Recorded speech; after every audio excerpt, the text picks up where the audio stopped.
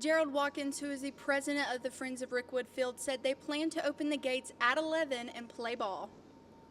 At the Hoover YMCA, a new chapter is being celebrated with a ribbon cutting of a new playground made possible by the Sandlin Foundation through their Kids of Kindness initiative.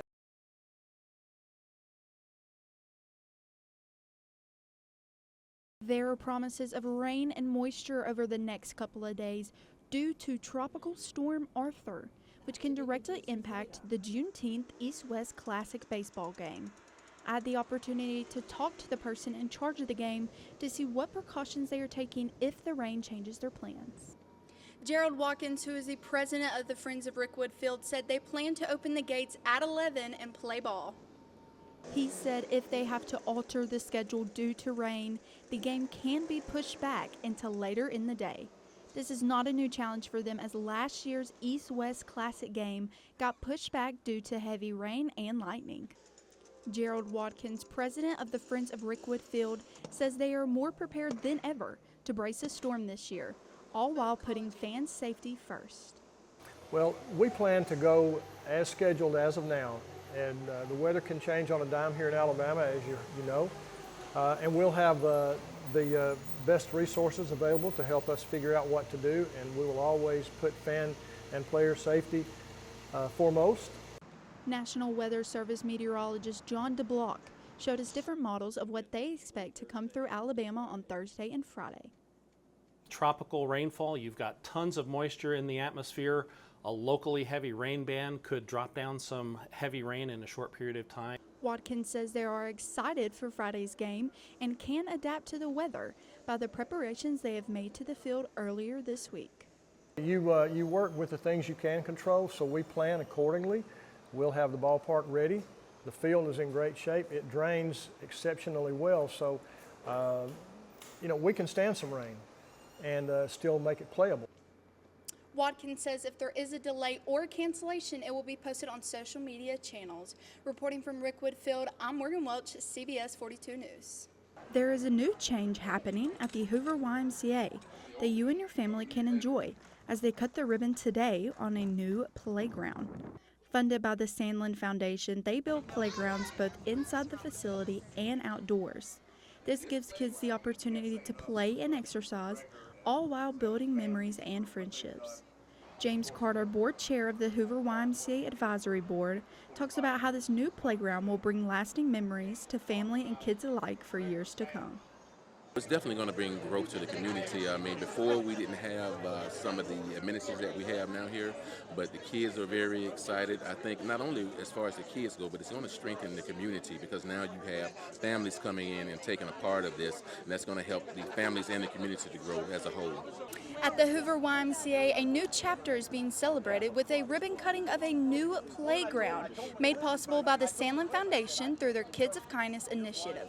Mayor of Hoover, Nick Durzis, shows how the city of Hoover will be impacted for good. And to have support from community members like the Sandlins and Ms. McGregor is just unforgettable, really. It's something that we see in Hoover all the time, and that's what I really think that makes us a very, very special place. This new playground is expected to bring support and growth to the community. Reporting from the Hoover YMCA, I'm Morgan Welch, CBS 42 News.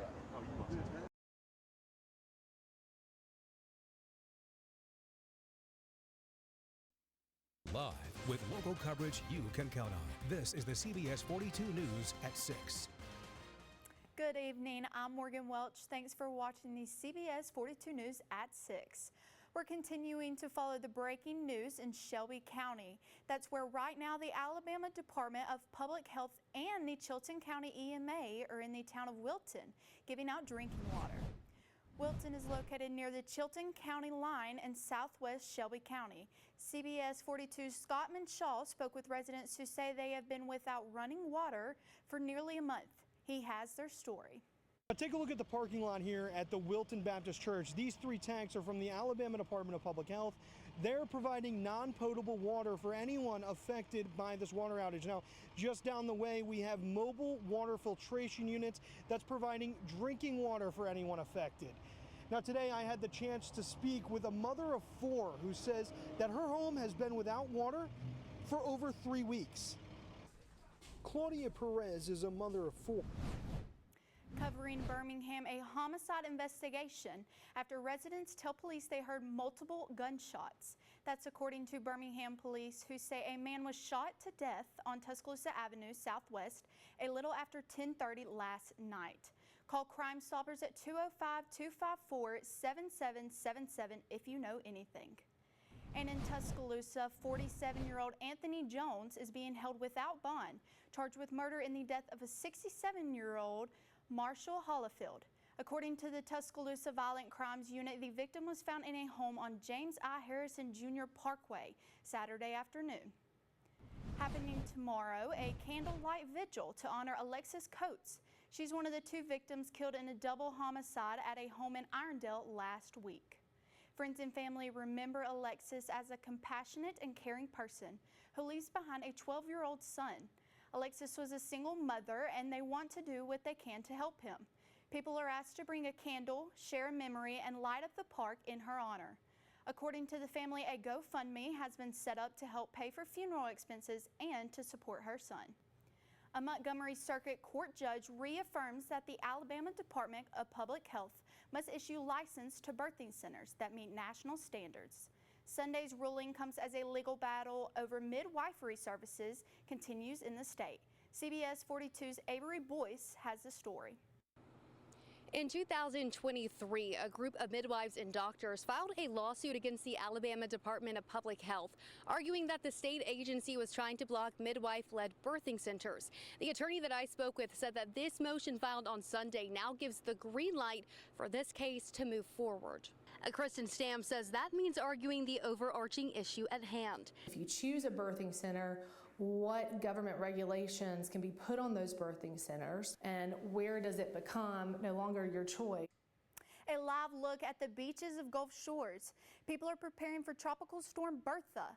Double red flags are flying on the beaches. Debbie Williams from our sister station WKRG has the latest on the conditions there. Tropical Storm Bertha expected to stay well offshore of Alabama's beaches. We're hoping that it's supposed to stay out in the Gulf. The effects of the storm already putting on a show and forcing people to stay out of the water. I want to get in the water so bad. That'd be really good boogie boarding waves. But with a high surf warning in effect. In news around Alabama, a man from Ohio is on a mission to donate blood in all 50 states. We caught up with him in Huntsville.